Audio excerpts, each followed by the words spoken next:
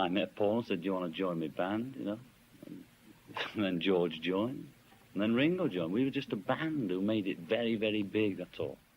Hello there, my name's Scott, and welcome to Dig a Podcast, a show in which I give you an in-depth story behind the songs sung by the best band there is, was, and ever will be, the Beatles. In this season, Season 2, we work our way through the album Meet the Beatles, or our UK listeners know it as With the Beatles. Meet the Beatles is the second Beatles album released in the United States. It was the first US Beatles album to be issued by Capitol Records on 20th January 1964 in both mono and stereo formats. It topped the popular album chart on the 15th of February 1964 and remained at number 1 for 11 weeks before being replaced by the Beatles' second album. The cover featured Robert Freeman's iconic portrait of the Beatles used in the UK for the With the Beatles, with a blue tint added to the original stark black and white photograph. Let's carry on our journey with the penultimate song on the Meet the Beatles LP. 5, 4, 3, 2, 1. I Wanna Be Your Man.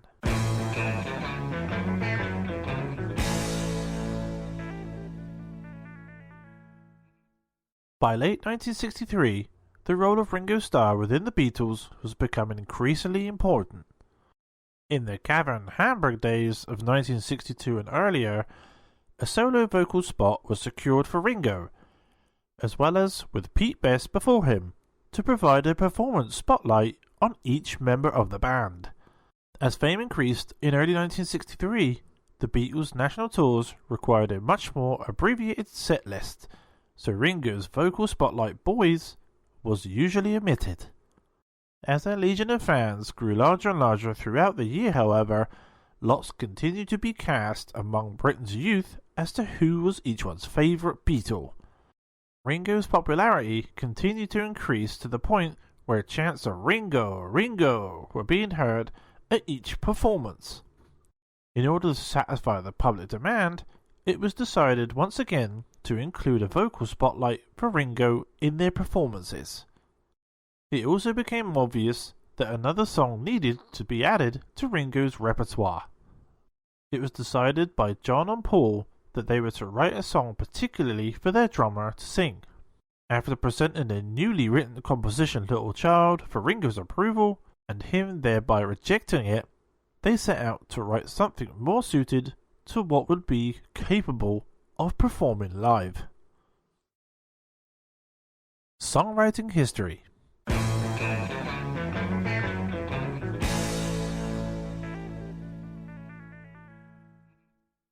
The origins of the song began when, as witnessed by Ron King, who was the driver for the Beatles during their British touring schedule, John Lennon jotted down the phrase "I Wanna Be Your Man" as a song title idea as read in a newspaper. Lennon was prone to keep a list of ideas such as this for possible inclusions as lines or titles for future songs. At some point, McCartney must have been clued in to his idea, because he was the one to begin writing a song around this phrase and the intention of giving it to Ringo to sing. This must have taken place in September 1963, since Little Child, also written earlier this month, had already been rejected by Ringo.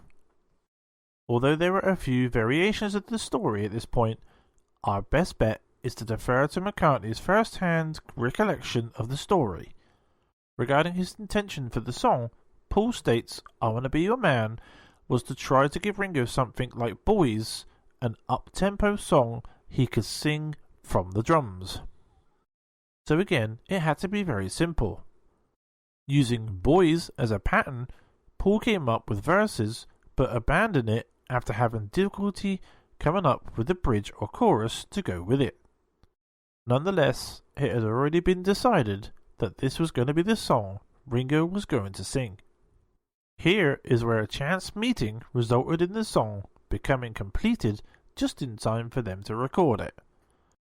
McCartney relates the event that occurred on September 10th. John and I were walking along Charing Cross Road when passing in a taxi were Mick and Keith from the Rolling Stones. So they shouted from the taxi and we yelled, "Hey, hey, give us a lift, give us a lift." And we bummed the lift off them. So there are the four of us sitting in the taxi, and I think Mick said, "Hey, we're recording. Got any songs?" And we said, "Ah, yeah, sure. We got one. How about Ringo's song? You could do it as a single." Lennon and McCartney were then invited to come with them to a club called Studio 51 in Great Newport Street, where Rolling Stones were rehearsing. Some sources say that their manager Andrew Oldham invited John and Paul to the rehearsal, but either way it was clear that Oldham was anxious to find new material for his clients to record, and there was pressure from their record label to release a second single. Upon arrival at Studio 51, John and Paul introduced the song to them. They agreed that what was written sounded close enough to their style, but they needed a finished song.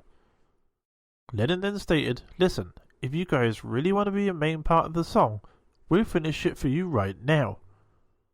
John and Paul then went out of earshot within moments, finished the song on the spot. John added the chorus, with only the title of the song being repeated 4 times as lyrics. This corresponds to what Lennon later said regarding to the song. "Both of us wrote it, but mainly Paul. I helped him finish it." John and Paul came down to the rehearsal and laid the song on us, clarifies Keith Richards of the Rolling Stones. We just heard Paul and John on the piano banging it out. We picked it up and it was just one of those jams. They got enthusiastic, we got enthusiastic and said, "Right, we'll cut it tomorrow," and that was that. As history testifies, the Rolling Stones did record the song, and it became their first big British hit, peaking at number 12 in that country. History also shows that the next day, September 11th, 1963, the Beatles entered the studio with the completed song and began recording it for their second British album with the Beatles. As to the inspiration for the song, other than trying to mimic the Shirelles song Boys, McCartney describes the song as a Bo Diddley kind of thing, but also credits the song Fortune Teller by Benny Spellman for the last phrase of the chorus, "I wanna be your man," with the down-turned final note. The style of the song can also be credited to a favourite of the Beatles, Some Other Guy, originally recorded by Richie Barrett and included in the Beatles set list well into 1963 during their national tours. This song included the downturned final note as well. Indicating what he thought about the song, Lennon has stated that the song was a kind of lick Paul had. It was a throwaway. The only 2 versions of the song were Ringo and the Rolling Stones. That shows how much importance we put on it. We weren't going to give them anything great, right? Recording history.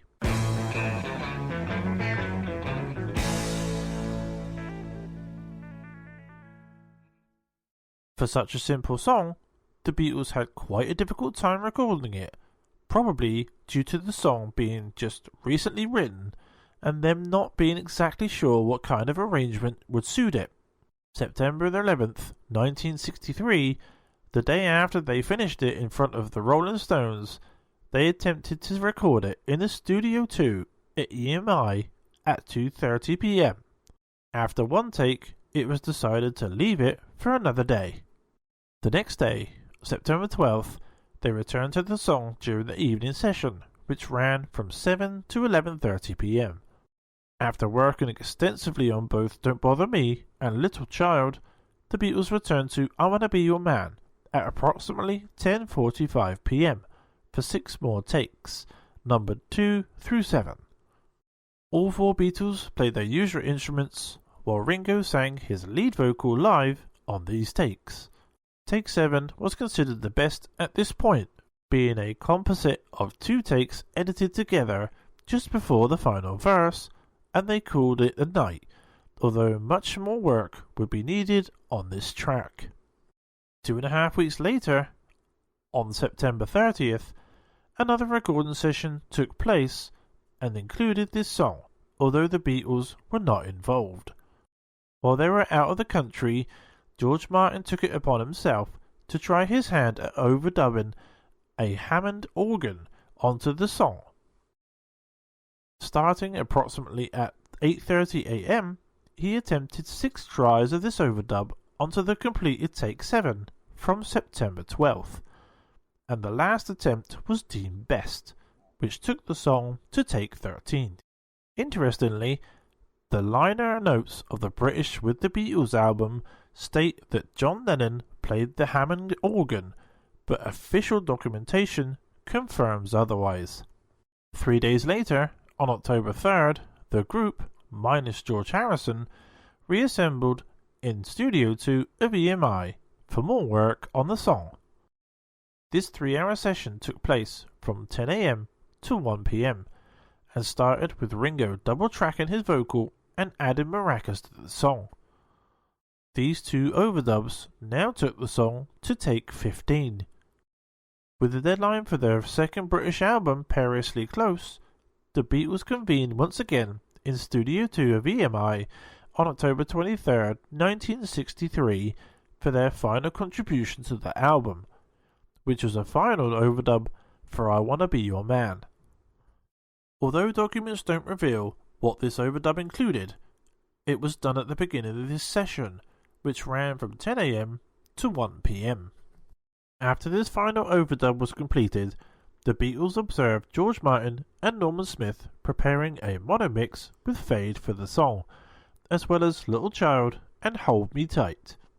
These were the final mono mixes for the album, which are the ones that you hear on the US album Meet the Beatles.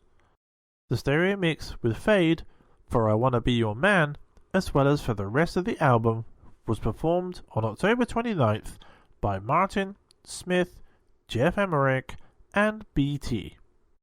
The Beatles actually had one more recording session for I Wanna Be Your Man.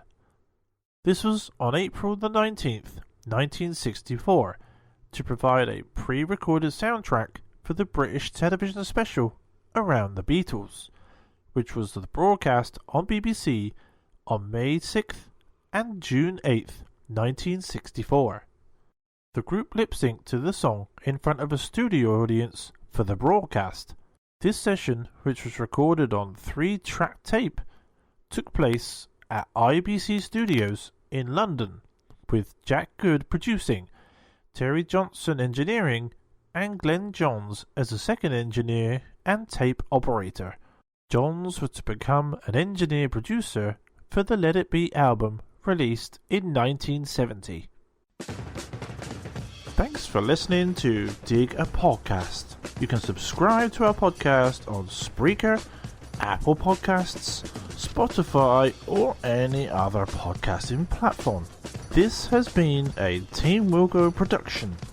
Until next time, if you know what I mean. Do I did? No? Okay.